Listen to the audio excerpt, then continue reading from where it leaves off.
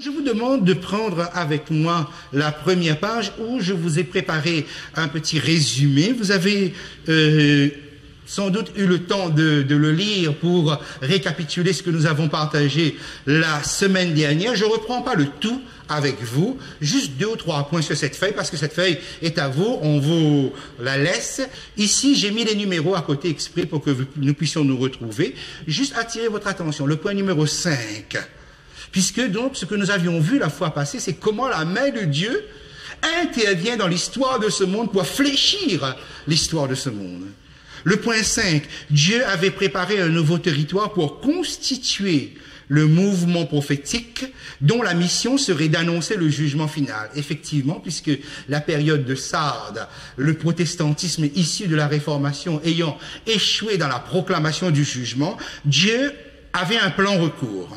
Donc l'Amérique découverte en 1492, appelée le Nouveau Monde, allait connaître la plus grande migration religieuse de l'histoire humaine. Et là donc j'ai répété ce que nous avions vu la dernière fois. Okay? Et le point 6, c'est juste, j'ai mis là pour justement vous permettre de comprendre comment Dieu prépare les choses à l'avance. Par exemple, l'innovation de l'imprimerie par Gutenberg. On ne dit pas l'invention de l'imprimerie parce que l'imprimerie était déjà découverte en Asie, utilisée, mais Gutenberg va améliorer le système technologique de l'imprimerie et on constate lorsqu'on regarde l'histoire que très vite, si les idées de Luther se sont propagées, c'est grâce à l'imprimerie. Mais surtout, si la Bible a connu une propagation aussi rapide, c'est grâce à l'innovation de l'imprimerie. Donc, qu'est-ce que nous pouvons déduire de cela? C'est que Dieu est un Dieu de planification. Dieu est un Dieu qui a un planning. Et son planning est rédigé longtemps à l'avance, voire même des siècles avant que cela ne se réalise. Et le planning nous est donné, ce qu'on appelle le planning dans un langage familier, c'est la prophétie. La prophétie, c'est le planning de Dieu. Et ce que nous avons à nous habituer à raisonner en termes de siècles. Pourquoi? Parce que pour nous, le temps paraît long. Et c'est avec le recul que Daniel d'ailleurs n'avait pas, que nous arrivons à voir la main de Dieu, comment Dieu place les choses. Il a besoin que la Bible se propage, eh bien il s'arrange pour que l'imprimerie soit innovée bien des années à l'avance. De sorte que quand la Bible doit être propagée, l'imprimerie est déjà là. Il a besoin d'un territoire neuf pour pouvoir monter son mouvement prophétique. Il s'arrange pour que des siècles à l'avance, on ait découvert ce nouveau territoire, jusqu'à ce que ce territoire puisse accueillir les pèlerins européens. Donc notre Dieu est un Dieu de planning. Okay? C'est-à-dire Dieu ne fait rien sans avoir révélé les choses à ses prophètes. C'est très important pour comprendre cela. Autrement dit, Dieu ne nous laisse pas dans le vide. Non, non, ces choses-là sont bien planifiées. L'autre point sur lequel je voudrais attirer votre attention, 13. À partir de l'époque de Philadelphie, c'est un moment très préoccupé par l'attente du retour de Jésus. Et l'époque de Philadelphie, nous y sommes, puisque cette période n'est pas terminée. La Odyssée est juste intégrée dedans comme un message spirituel de réveil. Okay? Le point 15, le mouvement prophétique qui porte le jugement final, donc qui est né aux États-Unis, forcément avec ce que nous avons dit, garde la totalité de la Bible et l'enseigne intégralement. Et ses membres dépassent le fait d'être simplement des étudiants. Ces simples membres sont considérés comme des colonnes du sanctuaire céleste. Et que se passe-t-il dans le sanctuaire céleste? Mais c'est là qu'il y a le jugement final. Vous pouvez me rappeler les 3 phases du jugement final qui a commencé au 19e siècle? C'est dans le résumé, hein, oui? L'instruction du jugement, ensuite, le verdict qui sera donné à quel moment, le verdict final? Au retour de Jésus. Et la dernière partie qu'on appelle l'exécution du jugement. OK. Le point 16, la période de Philadelphie correspond au décèlement des livres prophétiques, comme on l'a vu dans Daniel 12. Les livres sont scellés jusqu'au temps de la fin. Donc les livres prophétiques sont décellés à partir de l'église ou la période de Philadelphie. Les livres sont décellés. Le point 17, la période de Philadelphie correspond à l'œuvre du scellement des croyants. Scellement qui est en cours. Vous voyez, donc pour cette église, on a à la fois le décèlement des livres et le scellement des croyants. et Jésus revient, ce sont des élus qui sont sauvés, qui sont scellés, en fait, qui sont sauvés. D'accord? Nous terminons avec la période, le cycle des églises, et je vous rappelle que nous sommes avec Philadelphie, Laodicée, et Philadelphie et Laodicée constituent une seule et même église, okay, qui va jusqu'à la fin. Comment nous le savons? Nous allons le voir tout de suite. Je voudrais demander à Catherine, donc, qui est là, Catherine Beg, de nous lire le texte. Chapitre 3, à partir du verset 14 jusqu'au verset 21. Écrit à l'ange de l'église de Laodicée. Voici ce que dit l'Amen, le témoin fidèle et véritable, le commencement de la création de Dieu. Je connais tes œuvres. Je sais que tu n'es ni froid ni bouillant. Puisses-tu être froid ou bouillant? Ainsi, parce que tu es tiède et que tu n'es ni froid ni bouillant, je te vomirai de ma bouche. Parce que tu dis, je suis riche, je me suis enrichi et je n'ai besoin de rien, et parce que tu ne sais pas que tu es malheureux, misérable, pauvre, aveugle et nu, je te conseille d'acheter de moi de l'or éprouvé par le feu, afin que tu deviennes riche, et des vêtements blancs, afin que tu sois vêtu, et que la honte de ta nudité ne paraisse pas, et un collier pour oindre tes yeux, afin que tu vois. Moi je reprends et je châtie tout ce que j'aime. Et donc du zèle et repens-toi. Voici je me tiens à la porte et je frappe. Si quelqu'un entend ma voix et ouvre la porte, j'entrerai chez lui, je souperai avec lui et lui avec moi. Celui qui vaincra, je le ferai asseoir avec moi sur mon trône, comme moi j'ai vaincu, et je me suis assis avec mon Père sur son trône. Que celui qui a des oreilles entende ce que l'Esprit dit aux églises. Merci beaucoup. Voici donc la lettre à l'église de Laodicée. Que veut dire Laodicée? Laodicée veut dire peuple juste, mais ça peut vouloir aussi dire jugement du peuple. Vous remarquez que la période du jugement se trouve dans l'église précédente.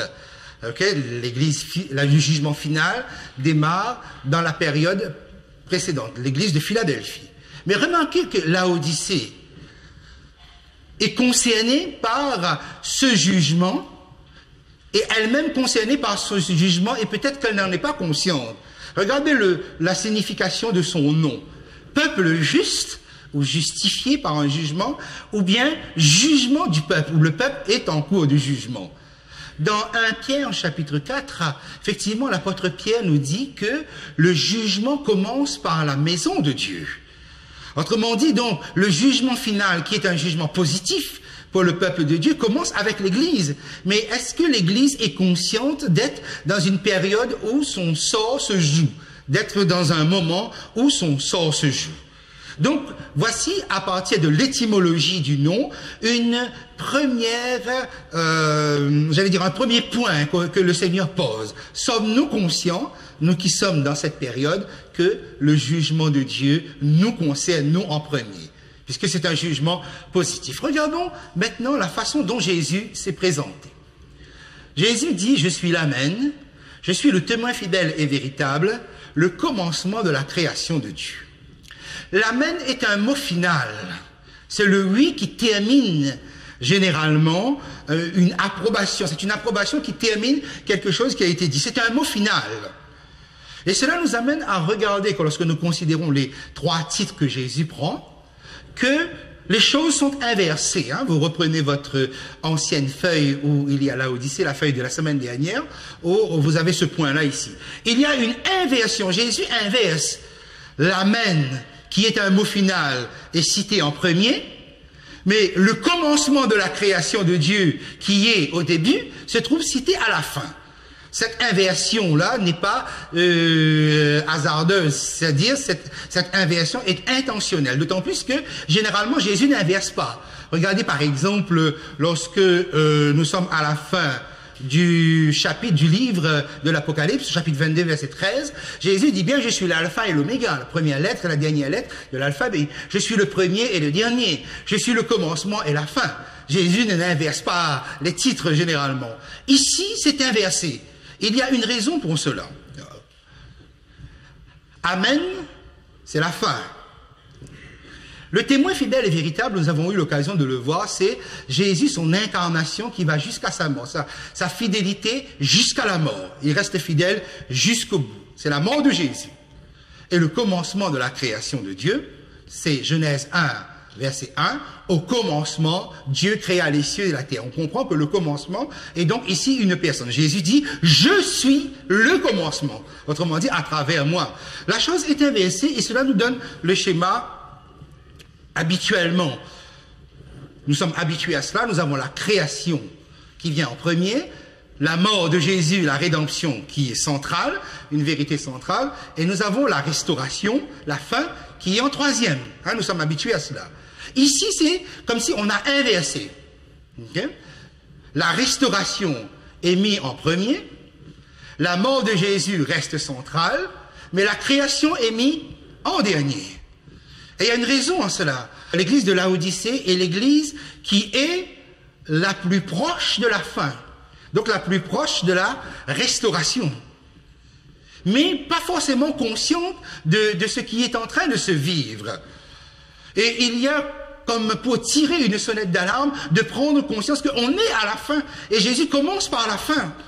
Mais cette fin-là est extraordinaire. Pourquoi? Parce que, au fond, lorsque vous remettez des choses en place, oui, l'amen, le final, il vient au début, la rédemption reste la rédemption, et la création est mise là-bas. Je suis le commencement de la création. La question est ceci. Ceux de Philadelphie, pouvons-nous comprendre la fin si nous rejetons le commencement?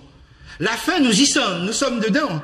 Mais pouvez-vous véritablement comprendre cette fin si vous n'êtes pas au clair sur ce qui s'est passé à la création, ou bien si vous rejetez le Dieu créateur? Car regardez bien le monde dans lequel nous sommes. C'est un monde qui baigne dans la philosophie de l'évolution.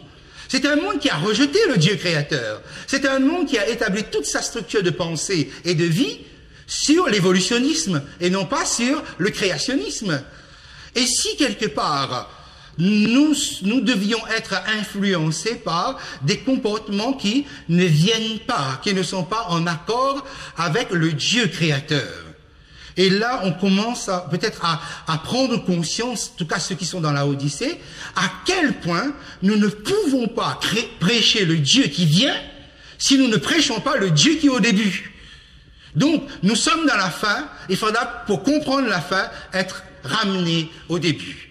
C'est-à-dire revenir sur le message de la création. Donc, la chose s'inverse à partir de l'expérience où nous sommes. Mes amis, nous sommes dans la fin, revenez au Dieu créateur, parce que c'est là que tout va se comprendre. Impossible de prêcher le jugement, impossible de prêcher la rédemption sans l'idée de la création. Voilà, nous revenons à Laodicée. Le problème de Laodicée, comme nous venons de lire et nous avons suivi avec Catherine, c'est que c'est une église qui a une autosuffisance. Je suis riche, je n'ai besoin de rien.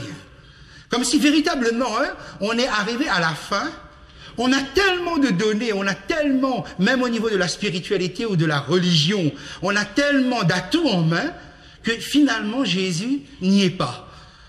Mais on ne le sait pas, parce que, et c'est ça qui est fort avec la Odyssée, c'est que ce n'est pas une église remplie d'hypocrites, c'est une église remplie d'ignorants.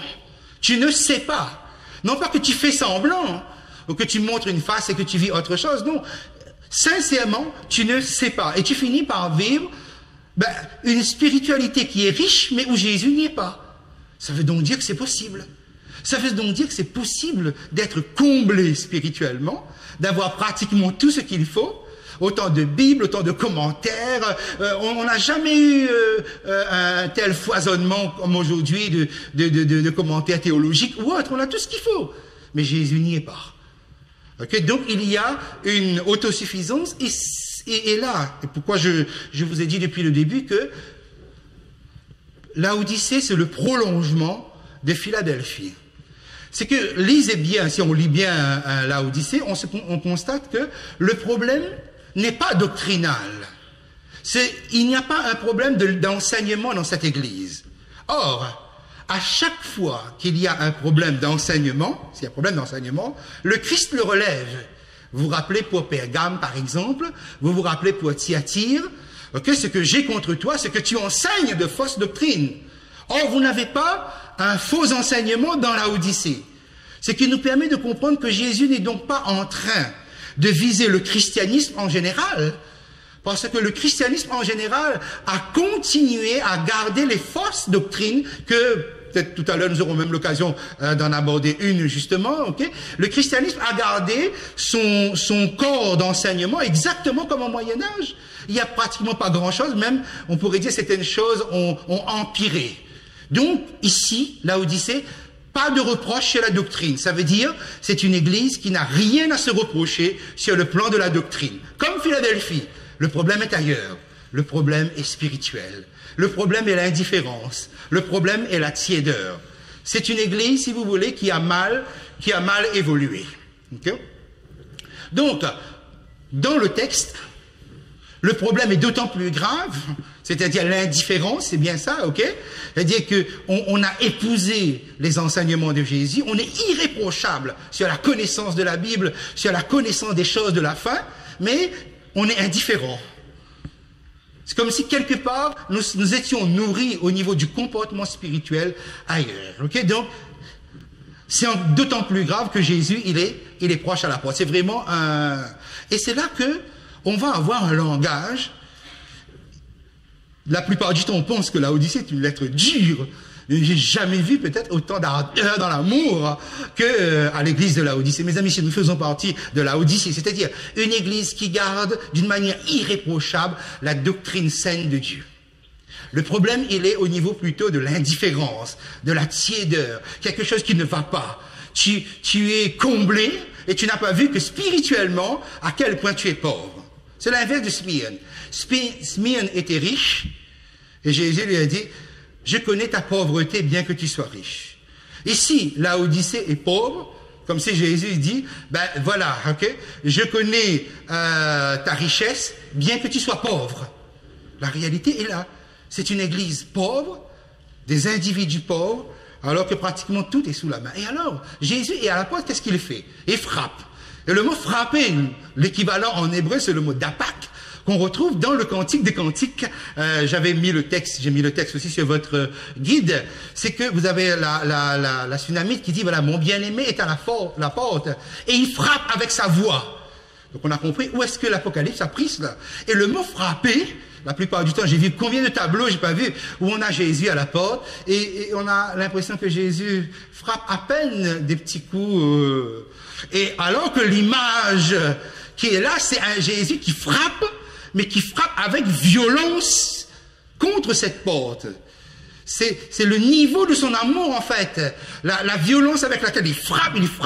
C'est vrai qu'il frappe avec sa voix, parce qu'il est celui qui entend ma voix et ouvre la porte. Okay? Mais c'est quelque chose qui est beaucoup plus violent, qui est à la hauteur de sa passion. Mes amis, si Jésus est à la porte de votre vie, de votre cœur, comme il est à la porte de l'histoire et qu'il va entrer, mes amis, Jésus frappe. Et il frappe très fort. Okay? Parce que son amour est fort. Son amour est passion. Hein? Son amour a ce côté, a cette ardeur. C'est vraiment... L'image est très, beaucoup plus émouvant que vous ne le pensez, vous savez. Essayez d'imaginer le roi, le plus grand qu'il y ait, qui a tous ses droits dans votre vie, mais voilà, qui est en train de vous supplier d'ouvrir cette porte-là, parce qu'il y aura une autre porte qui sera ouverte. Hein. Nous sommes entre deux portes ici. Philadelphie, j'ai mis devant toi une porte ouverte. Dans le ciel, chapitre 4, il y a une porte ouverte. Dieu, c'est le Dieu de la porte ouverte. Nous sommes des chrétiens de la porte fermée. Vous voyez? Et Jésus frappe. C'est-à-dire, il frappe avec violence parce que c'est urgent. Il faut vite ouvrir. Il faut vite ne pas laisser passer l'instant. Donc, c'est vraiment un message d'amour. L'Odyssée est un message, presque, j'allais dire, dans un langage humain, désespéré du Sauveur qu'on a mis dehors et qui veut entrer dans notre vie. Et on ne s'est pas rendu compte qu'il est dehors. On n'est pas conscient. Tu ne sais pas qu'il est de l'autre côté. Et les deux conclusions de cette lettre, c'est le repas. Okay? Si quelqu'un entend ma voix et ouvre la porte, j'entrerai chez lui, je souperai avec lui et lui avec moi. Okay? Et le repas dans la Bible, c'est toujours un moment de clôture après un cheminement ensemble. Lorsque Jésus va instituer la Sainte Seine, ça fait partie des derniers instants qu'il vit avec ses disciples avant qu'ils ne se séparent et qu'ils se retrouvent seuls ensuite pour le ministère de la croix. Vous avez par exemple sur le chemin d'Emmaüs, Jésus est en train de marcher avec deux disciples qui ne l'ont pas reconnu. Il marche, et puis à un moment donné, Jésus ne veut pas partir, mais il fait mine de partir. Et les deux disciples disent, écoute, non, ne pars pas, reste avec nous, tu viens de nous parler, on a vibré dans notre cœur, on n'a pas compris ce qui se passe, on voudrait que tu entres. Et Jésus entre, et Jésus partage le repas, et ça met fin à l'aventure. Et vous ne devez pas être surpris que le royaume des cieux, c'est Jésus qui nous l'enseigne dans les évangiles, va commencer par un repas. En réalité, le repas est en train de clôturer, quoi? Quand vous avez cheminé avec quelqu'un, ça se termine comme cela. C'est-à-dire qu'il y a un moment de communion. En réalité, le repas qui inaugure le royaume des cieux, c'est un repas qui met fin à un parcours, le vôtre, sur cette terre, aux côtés de Jésus. Jésus invisible tout au long de votre parcours terrestre. Mais Jésus, néanmoins, là. Mais seulement Jésus est en train de nous dire, mais il y a un problème. Tu vas partager un repas avec moi quand on commence l'éternité, mais déjà là, tu me mets dehors. Ta vie, je ne la partage pas. Peut-être tu pries et tu as l'impression que voilà, spirituellement ça va, mais non, je suis dehors. On aura l'occasion justement tout au long de ce développement de l'Apocalypse d'essayer de comprendre comment on peut mettre Jésus à la porte sans le savoir. Mais donc ce n'est pas un problème volontaire, c'est vraiment un état d'ignorance. Jésus n'y est pas. Pourquoi? Eh bien parce que, voilà, tu dis je suis riche, je me suis enrichi, je n'ai besoin de rien. Et effectivement, il y a trois pôles de richesse à la Odyssée, hein, si on reprend l'image de base. Effectivement, c'était une cité bancaire très prospère. Et aussi, ils avaient connu un tremblement de terre. Lorsque Rome a dit, est-ce que vous voulez qu'on vous aide à reconstruire la Odyssée, la ville? Comme Philadelphie, Tibère, elle avait reconstruit. Ils ont dit, non, nous avons suffisamment d'argent, nous pouvons reconstruire. C'est une réalité, ce que vous voyez là. Ensuite, c'était une ville qui était très prospère au niveau de l'industrie, de la production des vêtements de laine. Pourquoi? Eh bien, parce qu'ils produisaient de la laine noire. Et donc, c'était des vêtements qui étaient de très beaux vêtements. Okay? Mais la laine était noire. Donc, c'était des vêtements noirs. Qu'est-ce que Jésus propose? Des vêtements blancs, ok? Donc il y a l'allusion. Ensuite, c'était une cité pharmaceutique très réputée, parce qu'ils avaient fabriqué, arrivé à trouver un collier qui était capable de non pas rendre la vue, mais d'améliorer nettement la vue, mais aussi, grâce au système de refroidissement de l'eau chaude qui venait des villes voisines, ils avaient de l'eau tiède qui était une eau qu'on pouvait utiliser comme une thérapie, qui était très intéressant. C'était une ville qui était riche à tout niveau. Regardez notre société, et surtout nous qui bénéficions des largesses, je ne sais pas encore pour combien de temps, de la France ou de l'Europe. Mes amis, nous avons tout, hein. Nous avons la sécurité sociale, bien que la sécurité sociale a un trou, nous avons l'allocation chômage, nous avons presque, ok, je suis malade avec ma carte, voilà, ok, j'ai accès à un médecin, etc. Peut-être que nous pouvons bien comprendre. Est-ce que, quelque part, l'ambiance autour de nous ne finit pas par neutraliser notre spiritualité et nous finissons par ne plus avoir qu'une spiritualité illusoire? On croit que, mais finalement, Jésus est à la porte. Parce qu'on est trop comblé, vous voyez? Peut-être pas trop pour longtemps, mais en tout cas, pour le moment, on y est. Okay? Donc, lorsque nous sommes ici, trois remèdes, Jésus propose l'or. J'ai mis dans votre guide de quoi il s'agit, de la foi, hein, 1 Pierre 1, 7.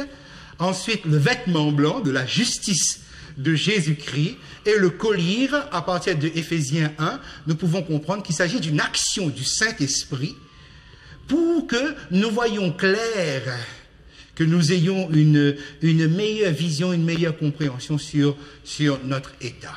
Okay? Donc, il s'agit bien d'une action du Saint-Esprit. Okay? Donc la foi, la justice de Christ et le Saint-Esprit. Okay? Et verset 19, la passion du Seigneur. Moi je reprends et je châtie qui? Oui, Jésus ne nous traite pas de rebelles, il ne nous traite pas de tête dure, il ne nous traite pas de tous les noms d'oiseaux qu'on aurait pu peut-être attendre de sa part. Non, je vous aime.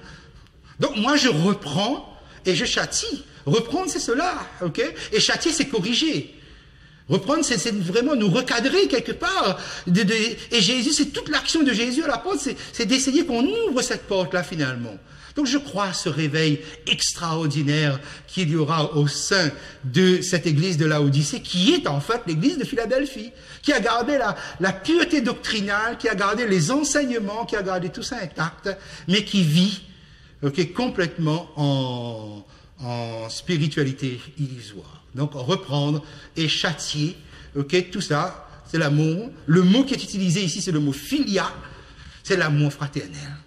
Jésus nous aime vraiment d'un amour fraternel. Et je ne sais pas quelle expérience vous vivez et comment il vous ramène. Il est possible que quelquefois une prédication suffit pour nous châtier. On entend le prédicateur, ah ça va, c'est bon, j'ai compris. Et parfois il suffit d'une parole de quelqu'un qui est proche de nous. Peut-être parfois il faut plus que ça. Peut-être parfois c'est la maladie aussi. Peut-être parfois c'est des épreuves douloureuses. Parfois c'est la perte de tout ce qui faisait notre confort qui nous ramène au Seigneur. Parce que Dieu veut une chose, c'est nous avoir pour l'éternité. Ça c'est l'objectif de Dieu. Donc vous voyez bien que la liste, la dernière lettre est en fait une clôture spirituelle. C'est un appel d'amour que Jésus nous lance. Ce que j'appelle les bases d'une méthodologie saine. Qu'est-ce que cela veut dire? Vous avez vu ce que j'ai dit au début? Dieu prend le temps et il prépare longtemps à l'avance son planning.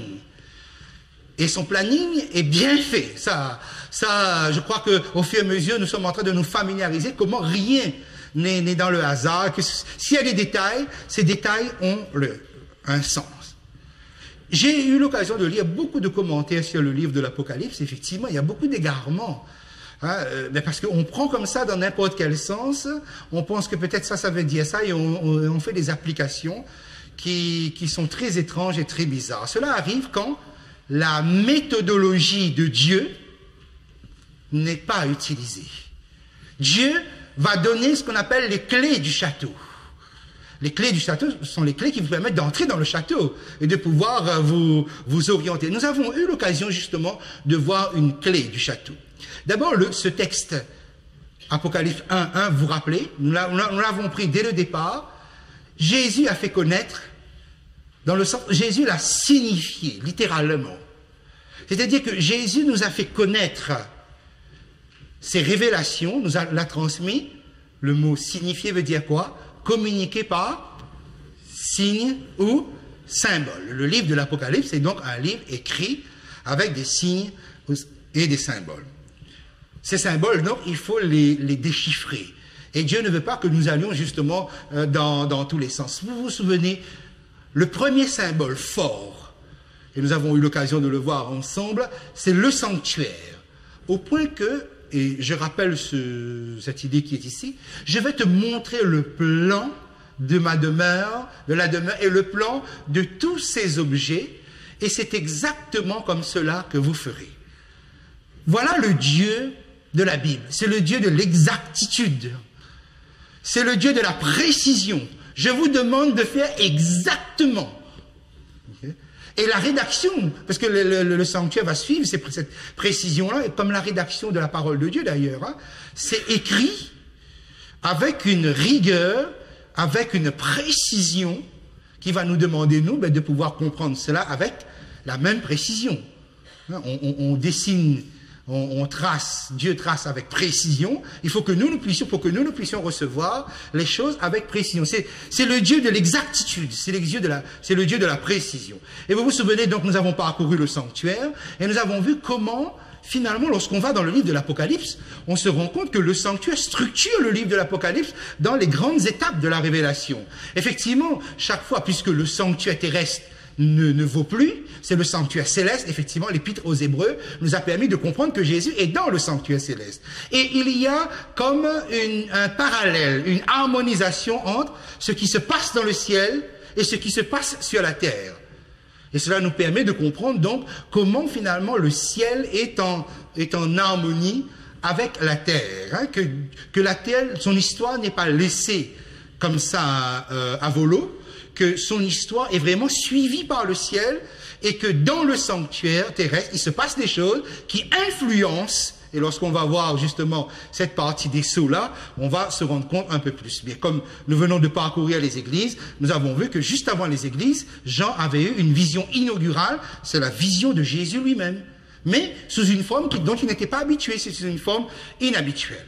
Donc le sanctuaire dans l'Apocalypse aura le même objectif que le sanctuaire avait à l'époque de Moïse, lorsque Dieu lui demande de construire le sanctuaire. C'est-à-dire, donc là vous écrivez ici, okay, le sanctuaire dans l'Apocalypse a pour rôle de garantir la présence permanente de Dieu en faveur des croyants. C'est un Dieu saint qui vient habiter parmi les hommes qui ne le sont pas. Or, comment Dieu peut-il côtoyer justement lui qui est saint, qui est dans une sainteté absolue? Comment peut-il côtoyer des gens donc qui se positionnent plus dans la désobéissance, la rébellion ou voire même la perversion? C'est le sanctuaire qui permettait cela. Il fallait passer par les étapes du sanctuaire et tout homme avait la certitude de pouvoir bénéficier de la présence de Dieu. Donc, quel est le rôle du sanctuaire? C'est garantir la présence permanente de Dieu, en faveur, une faveur bienveillante en notre faveur. Comme il y a un sanctuaire céleste, nous avons cette garantie-là. Donc tant que le plan de Dieu n'est pas terminé, le plan du salut en général n'est pas terminé, nous bénéficions de la grâce, de la faveur de Dieu, grâce au fonctionnement du sanctuaire céleste. Or, vous êtes des sacrificateurs, des prêtres de ce sanctuaire-là, Jésus étant le grand prêtre. Vous vous rappelez un petit peu de cela, ok? Mais le sanctuaire sert aussi à éveiller la crainte de Dieu en nous. Dieu est présent, ok? Mais ce n'est pas non plus un camarade, ce n'est pas un pote, ce n'est pas un copain. Il n'y a pas une familiarisation, non. Le croyant reste, la crainte est toujours éveillée en lui en fait. Mais son privilège, c'est d'accéder. Donc il n'y a pas une familiarisation, il y a un amour qui lie les deux, mais en fait, il est toujours dans le positionnement de et le sanctuaire fait ça. Et bon, on aura l'occasion d'y revenir sur certains événements, épisodes de l'Ancien Testament par rapport à ça, ok? Voici les deux rôle du sanctuaire, ok? Permettre à Dieu d'être présent et d'avoir une bienveillance à notre égard malgré notre état, malgré notre situation, et en même temps de notre côté, nous qui sommes proches de Dieu, nous avons cette crainte. C'est le sanctuaire qui permet cela. Okay? Et ce soir, je voudrais voir avec vous les 7 solennités que Dieu avait mis en place, qui constituent la deuxième clé essentielle du château, et qui nous permet de comprendre le livre de l'Apocalypse. Pratiquement impossible de comprendre ce livre si nous ne comprenons pas, non pas dans le détail bien entendu, ok, mais au moins en généralité, les 7 fêtes solennelles qui se trouvent dans Lévitique 23. À quoi sert cette fête? Nous pouvons le dire dès le départ, que ce soit avant comme maintenant, les 7 fêtes constituent les 7 étapes du plan du salut en Jésus-Christ, bien sûr, à travers l'histoire. Je répète, Dieu va mettre en place, au temps de Moïse, 7 fêtes. Ces 7 fêtes constituent ou correspondent aux 7 étapes du plan du salut pour l'humanité. Donc, comment racheter les gens dans l'humanité à travers l'histoire. D'accord? Je reviens à ces 7 fêtes-là. Lévitique chapitre 23. Lévitique chapitre 23, où Dieu va instituer ces 7 fêtes. Je prends à partir du verset 4. Voici les fêtes de l'Éternel, les saintes convocations que vous publierez à leur temps fixé. Le premier mois, le 14e jour du mois, entre les 2 soirs, ce sera la Pâque de l'Éternel. Le premier mois, donc, étant le mois de Nissan, le 14 du mois de Nissan, c'était la fête de Pâques. Verset 6, le 15e jour de ce mois, ce sera la fête des pains sans levain. Le lendemain, donc, commençait la fête des pains sans levain qui allait durer 7 jours. La suite du verset 6 vous montre. Il fallait manger des pains sans levain. Ensuite, au verset 10, parle aux enfants d'Israël et tu leur diras, quand vous serez entrés dans le pays que je vous donne et que vous y ferez la moisson, vous apporterez au sacrificateur une gerbe prémisse de votre moisson. Il agitera de côté et d'autre la gerbes devant l'Éternel afin qu'elle soit agréée. Le sacrificateur l'agitera de côté et d'autre le lendemain du sabbat. Voici donc une série de fêtes qui se suivent dans ces jours, le 14, le 15 et le 16. Vous avez la fête de la Pâque, la fête des pains sans levain qui durait 7 jours, et le lendemain, vous avez la gerbe des prémices. Imaginons, je prends le cas le plus connu, imaginons que la Pâque tombe un jeudi soir, donc le lendemain, le vendredi. Okay? La fête des pains sans levain démarrait donc le samedi et durait jusqu'au samedi suivant. Le dimanche, on avait la présentation de la gerbe des prémices que le sacrificateur devait agiter de tous les côtés afin que ce soit bien visible, qu'on voyait bien tous les aspects de la gerbe des prémices. Ok? Alors, nous poursuivons. Donc, vous écrivez dans la colonne en haut, vous écrivez aussi dans le tableau en bas. Au verset 15. Depuis le lendemain du sabbat, du jour où vous apporterez la gerbe pour être agitée de côté et d'autre, vous compterez 7 semaines entières. Et là, donc, nous avons ce qu'on appelle la fête des semaines. Maintenant, dans le livre de l'Exode, cette fête est appelée aussi la fête des prémices. Dans Nombre, cette fête est appelée aussi la fête de la moisson. Et dans le livre des Actes, on appelle la Pentecôte.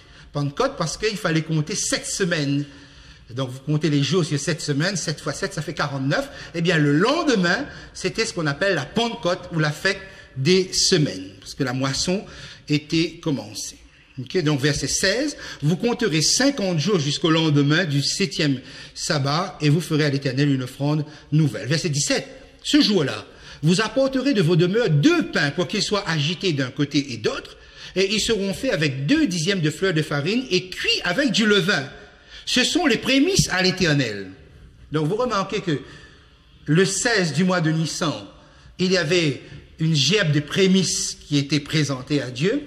Mais la fête des semaines, la fête de la Pentecôte, il y avait aussi une moisson et on présentait à Dieu des prémices. C'était la fête des prémices. On a 2 fois prémices. Mais quelle différence entre la Pâque et la Pentecôte? À la Pâque, c'était les pains sans levain, tandis qu'à la Pentecôte, on présentait 2 pains avec levain. Ensuite, on passe au 7e mois. Le verset 24. Parle aux enfants d'Israël et dit, le 7e mois, le 1er jour du mois, vous aurez un jour de repos, publié au son des trompettes et une sainte convocation. Nous avons donc ici le 1er jour du mois de Tishri. Ce mois sera appelé le mois de Tishri, donc la fête des trompettes. Ensuite, le verset 27. Le 10e jour de ce 7e mois, ce sera le jour des expiations. Nous avons donc, là où j'ai mis la ligne en rouge, le jour des expiations qui était la 6e solennité. Et enfin, le verset 34 parle aux enfants d'Israël et dit, le 15e jour de ce 7e mois, ce sera la fête des tabernacles ou des temples en l'honneur de l'Éternel pendant 7 jours. Voilà, vous avez ici donc la fête des tentes ou la fête des tabernacles. Il y avait 3 fêtes qui étaient obligatoires où tout le peuple devait se présenter. On verra ça plus tard dans Deutéronome. La fête de Pâques, la fête de Pentecôte et la fête des tabernacles où tous devaient se présenter. Tous étaient impliqués là-dedans. D'accord? Donc les 7 fêtes, je rappelle. La Pâques, la fête des pains sans levain, la gerbe des prémices, la fête de semaine ou la Pentecôte, la fête des trompettes, le jour des expiations et la fête des tentes ou des tabernacles. C'est bon? Vous avez noté? Alors, on va faire un petit exercice. Vous ne regardez pas votre feuille. OK? On va vérifier l'état de vos connaissances pour voir si vos esprits ne sont pas trop engourdis. OK? Ça y est? Alors, vous êtes prêts? Alors, première fête, c'est la Pâque. Deuxième fête, le 15 du mois de Nissan. La fête des pains sans levain qui durait 7 jours, donc jusqu'au 21. La troisième fête, le 16 du mois de Nissan. La gerbe des prémices. Okay? La 4e fête qui vient ici où on offrait du pain avec le vin. La Pentecôte ou la fête des semaines, fête des prémices, fête de la moisson, etc. Okay? La 5e fête, le 1er du mois de Tishri. La fête des trompettes, où on sonnait de la trompette pour annoncer le jour des expiations ici. Ah, mince, j'ai dit. Alors, le 10e du mois de Tishri, c'est quelle fête? le jour des expiations, ça compte pas parce que j'avais donné. Okay? Et enfin, la 7e fête, la fête des tabernacles. La fête la plus joyeuse venait après la fête la plus austère. C'était la fête des tabernacles qui était la fête la plus, avec le plus de joie possible. Ok? Voilà donc, nous pouvons contrôler les réponses, tout ça c'est bien en place. Bien, lorsque nous regardons l'application de cela, par exemple, je vous ai dit tout à l'heure que cela correspond aux 7 étapes du plan du salut de Dieu dans l'histoire. Nous sommes à Pâques. Regardez par exemple avec moi l'évangile de Luc, chapitre 22. Prenez Luc, chapitre 22. Le verset 1er. Luc 22, le verset 1er. Regardez bien les allusions de la parole de Dieu, hein, parce que l'Apocalypse, c'est l'explosion, c'est l'apothéose de tout ça, effectivement. Hein, mais regardez bien les allusions qui nous préparent. La fête des pains sans levain. Vous voyez la fête des pains sans levain.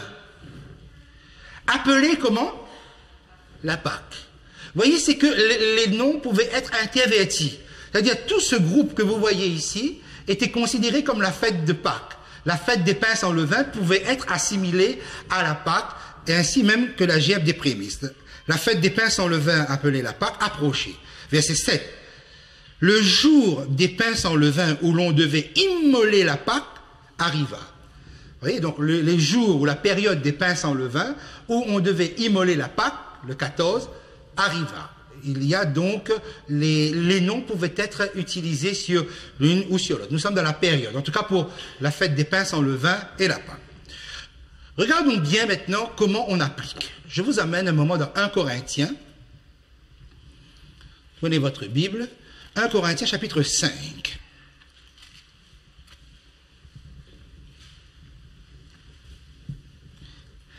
À partir du verset 7. 1 Corinthiens chapitre 5 à partir du verset 7. Vous notez ces versets, je ne l'ai pas mis sur votre guide, mais vous pouvez vous le noter sur un coin de votre feuille. Verset 7. Faites disparaître le vieux levain. Nous sommes dans un langage connu ici. Hein. Faites disparaître le vieux levain afin que vous soyez une pâte nouvelle, puisque vous êtes sans levain. Voilà la déclaration de l'apôtre Paul. Vous êtes, vous, comme des pains sans levain. Car Christ, notre Pâque, et jusqu'à présent, vous avez vu le mot Pâque est sans S. Hein? Car Christ, notre Pâque, a été immolé. Vu que la Pâque est en relation avec l'agneau immolé. Effectivement, Pâque, c'est Christ immolé. Et qu'est-ce qu'il dit? Célébrons donc la fête. Donc la fête de Pâques est quelque chose qui doit être célébré. Regardez bien la suite. Non avec du vieux levain, non avec un levain de malice et de méchanceté, mais avec les pains sans levain, de la pureté et de la vérité. Et dans ce verset 8, nous constatons que la célébration de la Pâque n'est pas en rapport avec un rituel ou une festivité, mais en rapport avec ma vie personnelle liée avec Jésus-Christ.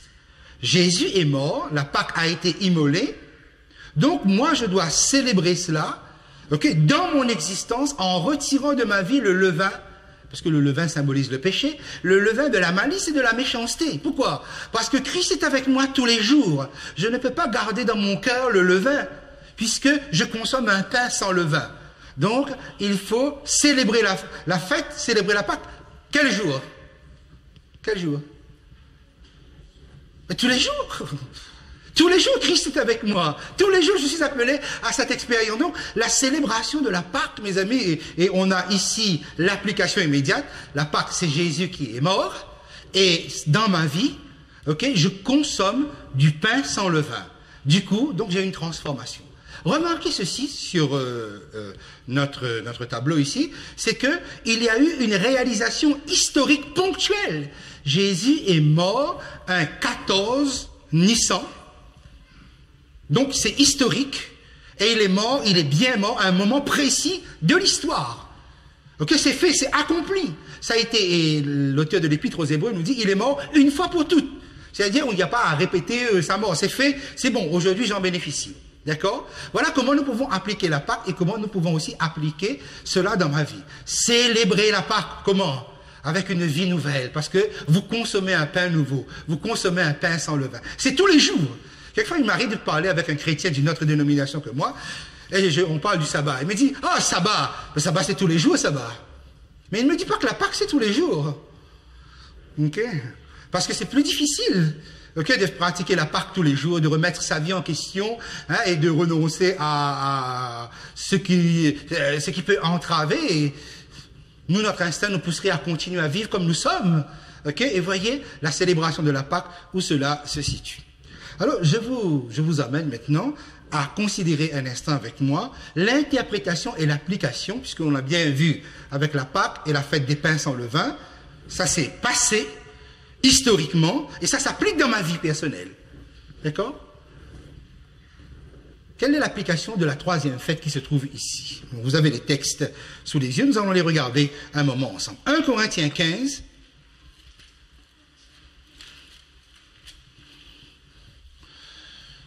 1 Corinthiens 15. C'est quoi cette gèbe des prémices? Et le mot agité que vous avez dans le texte de Lévitique 23, c'est le mot tournoyer. C'est-à-dire que le sacrificateur, le souverain sacrificateur, il le tournoyer pour que tout le monde voit bien tous les côtés de la gèbe des prémices. Alors, c'est quoi cette gèbe-là? Je prends à partir du verset 20. Mais maintenant, Christ est ressuscité des morts. Il est les prémices de ceux qui sont morts. N'oubliez pas, nous sommes dans la Pâque. Car puisque la mort est venue par un homme, c'est aussi par un homme qu'est venue la résurrection des morts.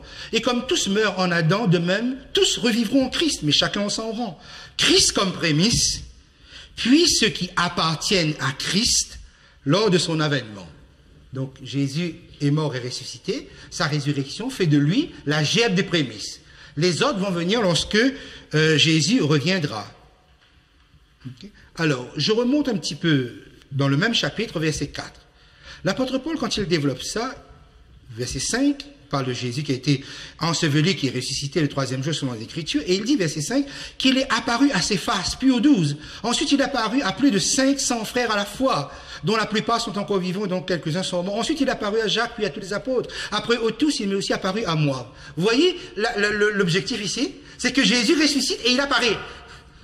Pourquoi il apparaît comme ça à autant de monde? C'est parce qu'on est en train de tournoyer la gèbe des prémices, afin que tout le monde voit que c'est bien le même Jésus qu'on a connu. Ce n'est pas un fantôme, ce n'est pas une illusion. C'est ce Jésus-là. On l'a vu, on le voit, on regarde. Il y a même Thomas qui dit, moi je veux voir les traces, je veux vous toucher. Mais touche, regarde, on tournoie la gèbe des prémices, pour qu'on voit bien tous les aspects de ce Jésus. Mais cette gèbe de prémices ne s'arrête pas là. L'autre texte, Matthieu chapitre 27, quelque chose s'est passé. Matthieu 27, le verset 52-53. Matthieu 27.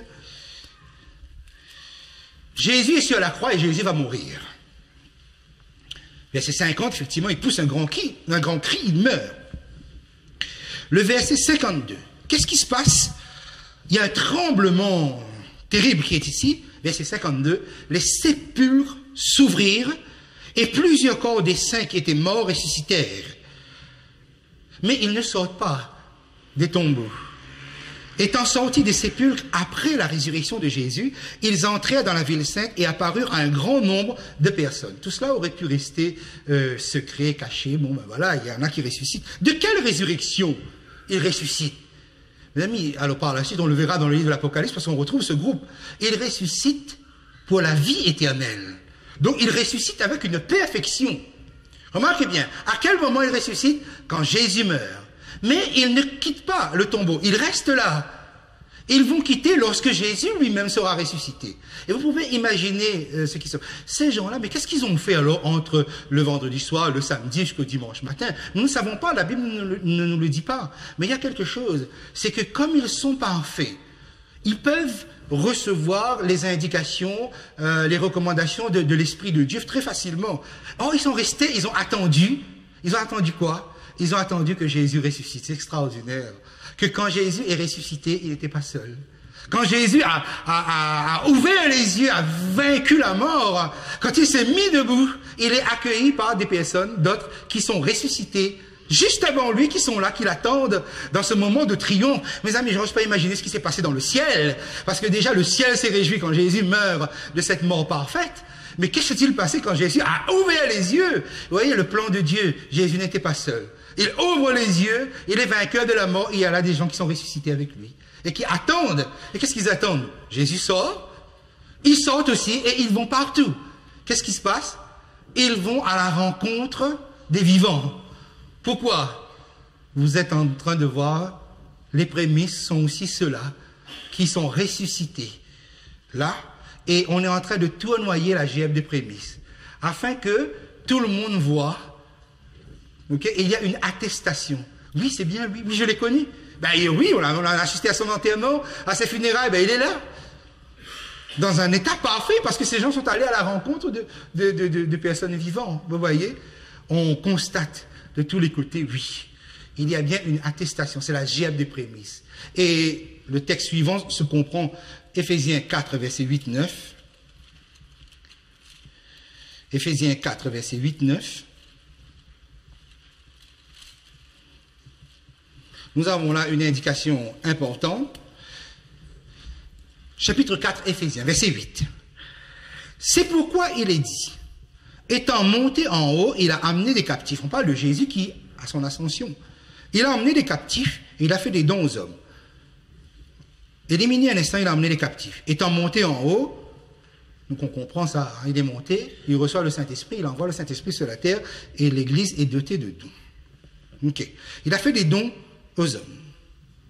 Mais il a emmené des captifs. Mais qui est le captif? Qui sont ces captifs? Ben, le verset 9 nous donne l'indication. Or, que signifie il est monté? Sinon qu'il est aussi descendu dans les régions inférieures de la terre. Là, les captifs, ce sont ceux qui sont ressuscités et qui sont là. Et donc, quand Jésus est monté, et là, les actes des apôtres ne nous le disent pas, mais c'est par l'apôtre Paul qu'on le comprend, qu'en fait, Jésus a amené avec lui des prémices.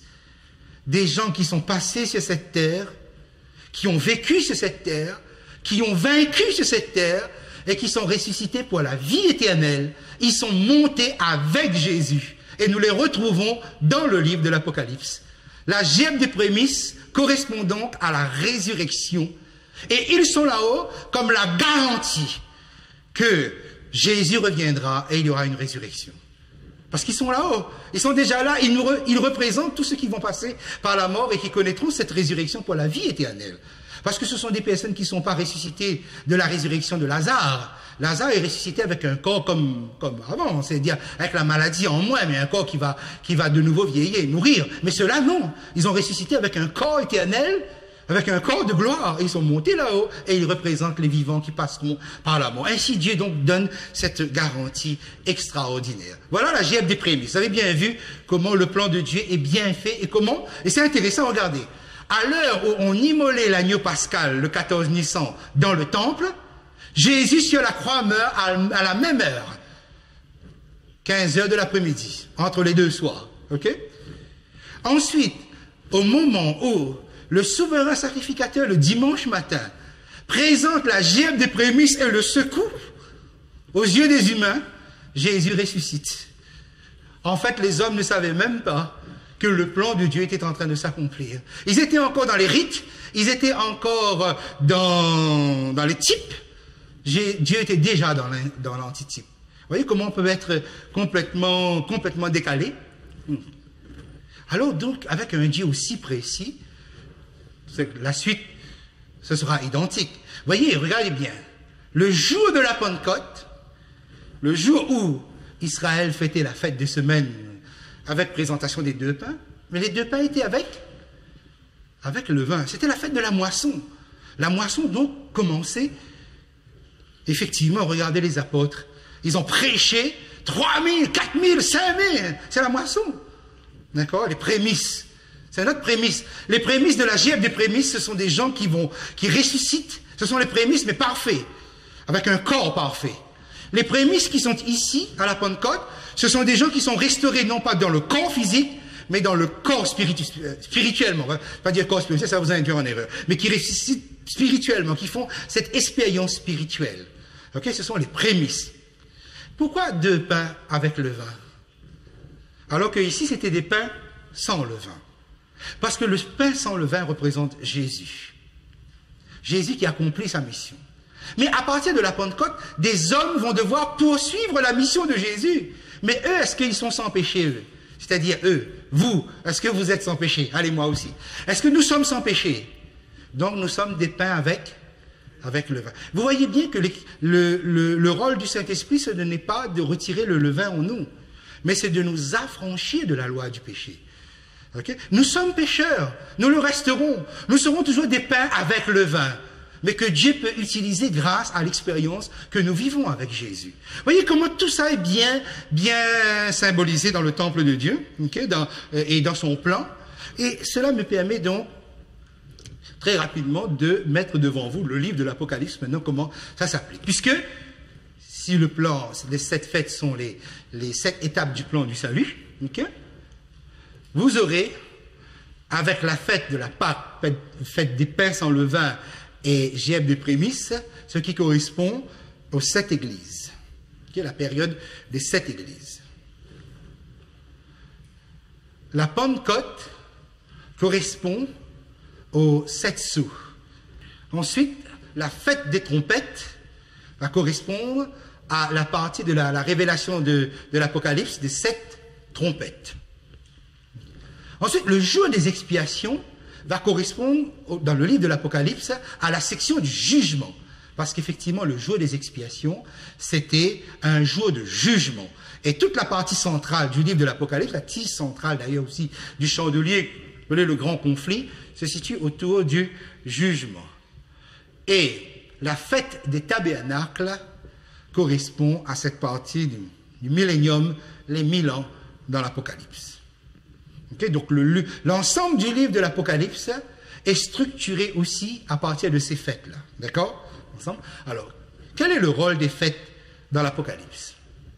Le fait dans l'Apocalypse, c'est nous assurer une chose, que Dieu réalise son plan par des actions dans des périodes bien définies de l'histoire.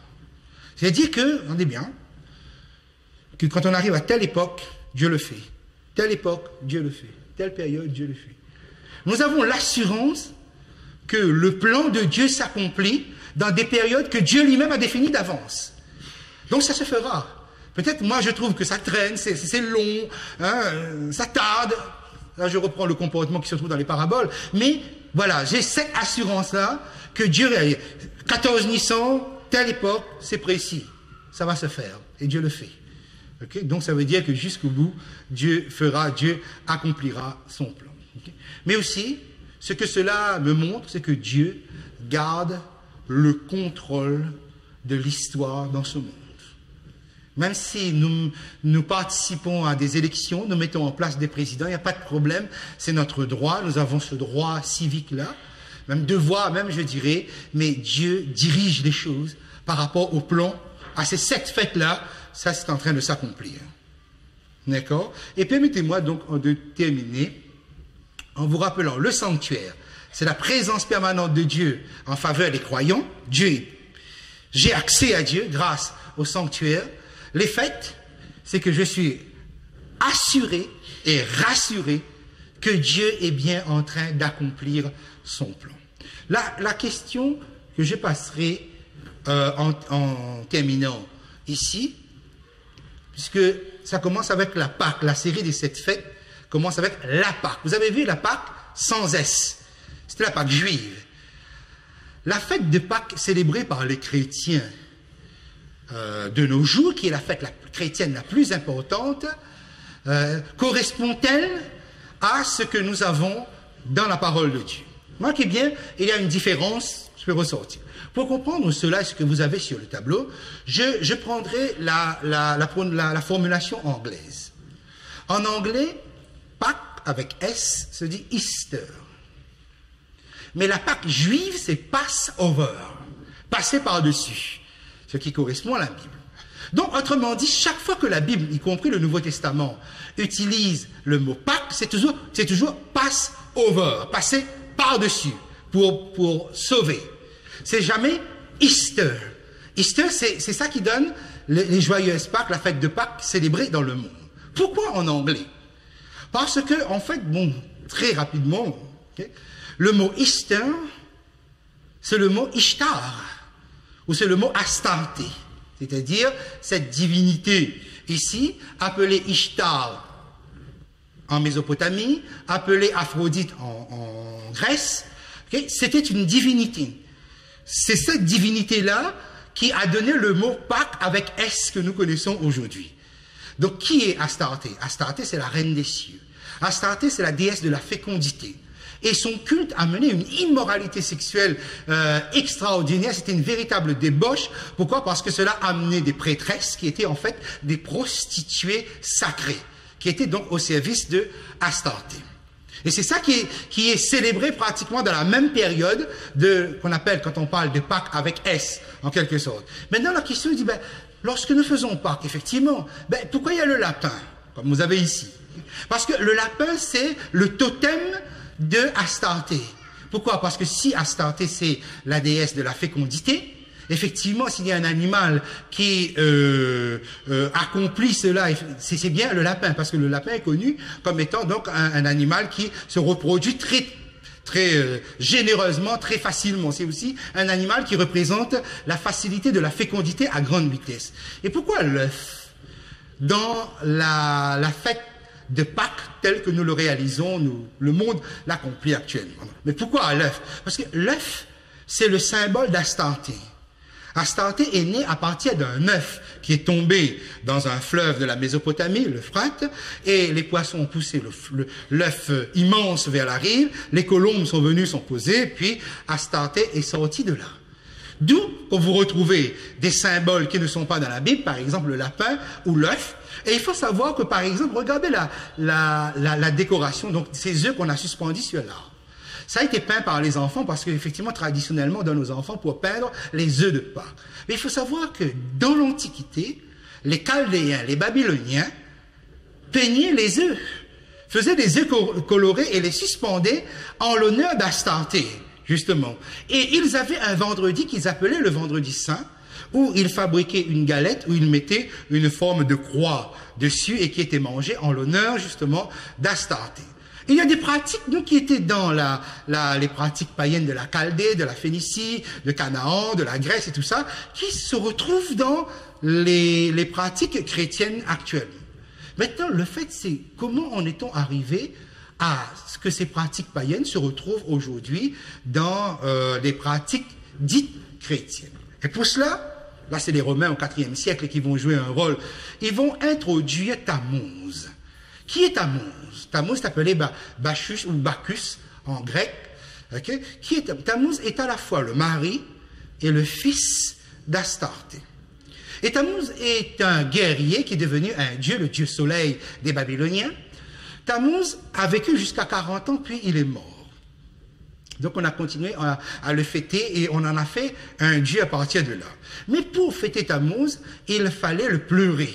Et vous avez par exemple dans Ézéchiel, où Dieu reproche à son peuple, à ses filles, d'être en train de pleurer Tammuz. Pendant combien de jours on pleurait Tammuz? On pleurait Tammuz pendant 40 jours. Dans quel espoir que lorsqu'on arrive à l'équinoxe du printemps, eh bien Tammuz ressuscite. Et effectivement, dans la croyance babylonienne, il y avait une résurrection, mais il fallait passer avant par un carême, il fallait passer avant par un jeûne. Et vous retrouvez, par exemple, lorsqu'on regarde la pratique de la fête de Pâques actuellement, effectivement, quand vous arrivez à l'équinoxe du printemps, 40 jours avant, qu'est-ce que vous avez? Vous avez le Mardi Gras.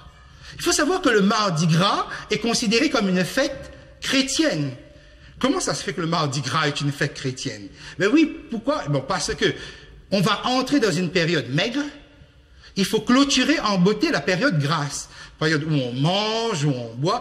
Et anciennement, dans les bacchanales des Saturnales, tout ce que les Grecs ou les Romains pouvaient pratiquer dans la débauche la plus absolue, le carnaval était pratiqué le Mardi Gras. Et là, on y allait, et cela a été retransmis avec les masques pour empêcher une identification de celui qui voulait se livrer à la débauche et ne pas être reconnu. Et ce qui est intéressant lorsque nous regardons de près, le fait c'est que veut dire carnaval? Carnaval veut dire carné. Okay? Carné veut dire viande, comme carnivore. Okay? Et puis vous avez le suffixe après qui veut dire sans. Sans viande. On se prépare à entrer dans une période sans viande ou sans œufs. Voilà pourquoi il y a eu un cumul des œufs. Et le dimanche qui suivait, il fallait distribuer le nombre des œufs. Ça vient de là, en fait, effectivement. Okay? Donc, Ce qui est assez ahurissant, c'est de constater combien, en fait, le carnaval, comme le Mardi Gras, est intégré dans la pratique chrétienne, où on va commencer le décompte pour arriver à la fête de Pâques, et toute cette période est une période de carême, qui, on sait dire, carême pour préparer quoi? Pour préparer la résurrection. Mais la résurrection de qui? Donc la question qui est posée, est-ce que c'est la résurrection de Jésus que les chrétiens honorent ou commémorent, ou la résurrection de Tammuz?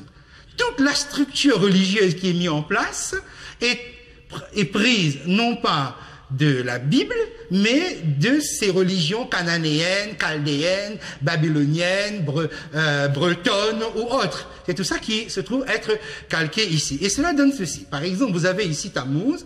Et Tammuz, depuis l'Antiquité, il faut bien savoir, avant même que Jésus ne vienne, portait toujours un bandeau. Et vous remarquez que sur son bandeau, il y a une croix. Il y a des croix.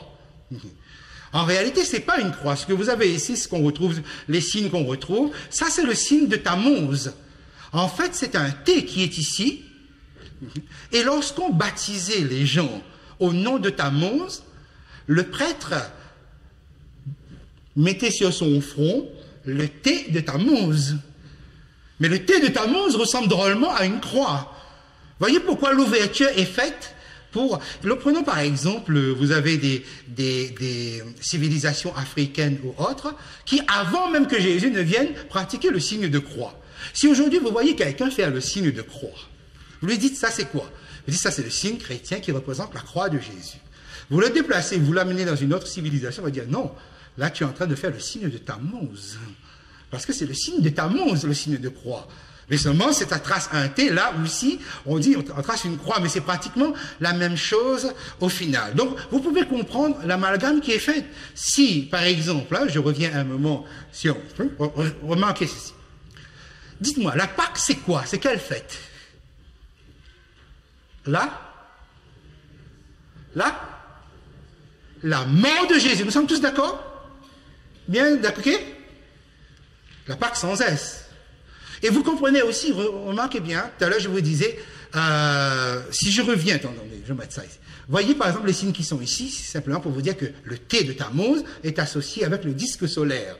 Parce que c'est le dieu soleil. Lorsqu'on voulait associer, on mettait carrément le T dans un cercle ou autre. Oui, c'est ça. La fête de Astarté et de Tammuz se faisait au lever du soleil, le jour du soleil. D'accord? C'est-à-dire que Astarté présentait son fils qui revient des enfers et qui est ressuscité des morts. Okay? Donc le jour du soleil, ce qu'on appelle le jour du soleil, le fameux Sunday ou autre. Okay? C'est bien. Qu'est-ce que la Pâque, vous m'avez dit? La Pâque, c'est la mort de Jésus. Ben, où se situe sur mon tableau la résurrection de Jésus? La résurrection de Jésus est la gève de prémices et pas la Pâque. Donc vous comprenez pourquoi il fallait inverser les choses. En réalité, la Pâque dans la Bible n'a jamais été la résurrection de Jésus. La Pâque dans la Bible, c'est la mort de Jésus. Si la Pâque devient la résurrection, en tout cas, ce n'est pas la résurrection de Jésus.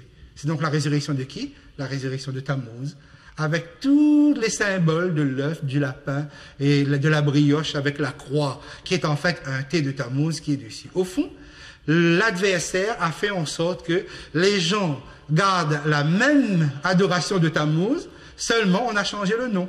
Au lieu de Jésus, les gens disent, mais c'est la résurrection de Jésus. Qui vous a dit que la Pâque, c'est la résurrection de Jésus? Si vous mettez la Pâque, si vous mettez la résurrection de Jésus ici, vous inversez et vous êtes dans un désordre. Et d'ailleurs, la fête de carnaval, c'était ça. Il fallait exprimer le désordre, le chaos. Voilà pourquoi les esclaves couchaient avec les maîtres. Mais ça y allait parce qu'il reflétait le chaos cosmique. Mais l'ordre va arriver pourquoi? Parce que Tammuz va ressusciter. Parce que Tammuz va vaincre les enfers. Alors posez-vous la question. Okay? Lorsque nous utilisons ces choses et que nous étudions de près le plan que Dieu a mis en place, et vous vous rendez compte de la formidable mystification qui a lieu avec tous ces chrétiens qui sont sincères. Je vous dis, les chrétiens sont sincères. Okay? Qui sont sincères, mais regardez, okay? Sans le savoir, qui ils sont en train d'honorer. Et la semaine prochaine, nous allons poursuivre notre étude ensemble pour essayer de comprendre, car c'est cela que Jésus veut. Dieu a dit à Moïse, vous ferez exactement. C'est-à-dire, surtout, il n'y avait pas de fantaisie, ne va pas mettre un truc là où j'ai pas mis un dessin ou je ne sais pas quoi. Non, exactement. Et c'est cela, la motivation de celui qui étudie le livre de l'Apocalypse et la prophétie. Quand il entend ça, forcément, il est ému, il tremble de tous les côtés, comme Habakkuk que nous avons lu au début. C'est ça la parole prophétique. C'est ça aussi le collier. La parole prophétique nous accompagne. Parce que, qu'est-ce que l'apôtre Paul a dit? Célébrez donc la Pâque avec un levain, non pas de malice et de méchanceté, mais avec un levain de pureté et de vérité.